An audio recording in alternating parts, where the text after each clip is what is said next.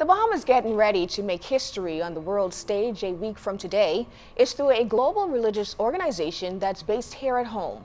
Today, Clint Watson sat down with the global leader to discuss this major move that's designed to usher in new ideas and solutions for sustainable development.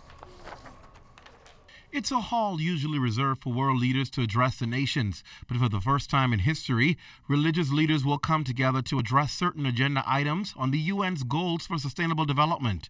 Global United Fellowship, an organization spanning many continents and denominations, has been selected by its very own non-discriminatory makeup to lead the global initiative at the UN in New York. Our fellowship comprises people from so many different denominations that appeared to be an attractive aspect of the fellowship that caused us to have the opportunity. They wanted a religious organization to deal with sustainable development goals number 1, number 8, number 16, and number 17.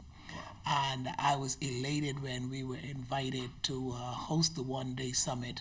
And I understand this is the first time that they've ever invited a religious organization to come into the United Nations and host the summit for an entire day. Presiding Bishop His Grace Bishop Neil Cialis feels the church has much to offer the UN. He says the whole idea of the summit is to create an awareness that the church has a responsibility to go beyond its borders and touch people where it matters.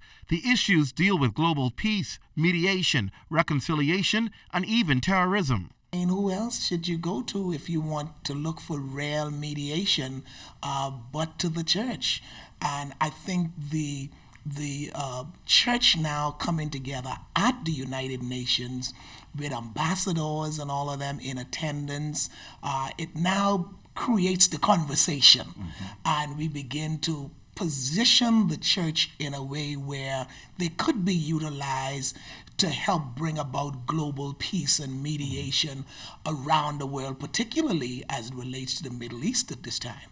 An impressive lineup of world speakers have been identified for the summit from both church and business communities. The Jewish community got in touch with us and eventually became one of our partners for the summit.